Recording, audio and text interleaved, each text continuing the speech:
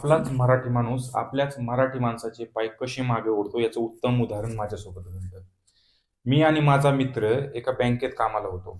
माझ्या मित्राला एका चांगल्या दुसऱ्या बँकेची ऑफर आली. त्यानंतर तो त्या ठिकाणी गेला आणि जाण्याच्या अगोदर आमचं बोलणं पण झालं, जर त्या ठिकाणी एखादी वॅकन्सी असेल तर मला नक्कीच सांग. तो म्हणला, हो ठीक आहे, मी सांगेन.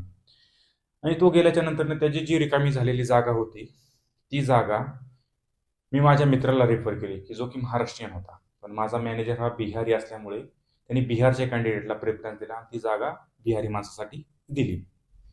आणि जो माझा मित्र ज्या कंपनीत गेला होता, त्या करिअर पोर्टलवर मला एक वॅकन्सी दिसली. म्हणून मी मित्राला फोन केला, किंवा तुझ्या कंपनीत अशा अशा पद्धतीने एक वॅकन्सी आहे, मला रेफर करतोस का? तो म्हणला, ठीक आहे, मी एकदा चेक करतो, एचआरशी बोलतो आणि तुला कन्फर्म करून सांगतो.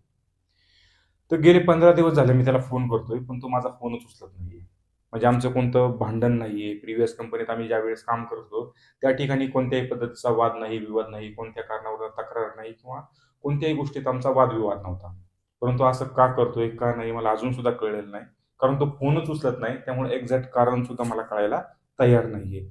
परंतु मुलांना एकच सांगायचं आहे, मित्रांनो, तुम्ही कोणत्याही मोठमोठ्या कंपनीत जा, तुम्हाला मॅनेजर हा परप्रांतीय दिसत आहे, याचे कारण एकच आहे, की आपलाच मराठी माणूस आपल्याच मराठी माणसांची पाय या ठिकाणी खेचत आहे. तुम्ही कोणत्याही बँकेत जावा, मॅनेजर तुम्हाला परप्रांतीय दिसेल आणि त्याच्या हाताखाली काम करणारी जनता ही आपली महाराष्ट्रीयन असा. ही वेळ पूर्णपणे महाराष्ट्रीयन लोकांनी स्वतःवर ओढून घेतलेली आहे, कारण आपलाच मराठी माणूस आपल्याच मराठी माणसाला मोठा झालेला देखवत नाही.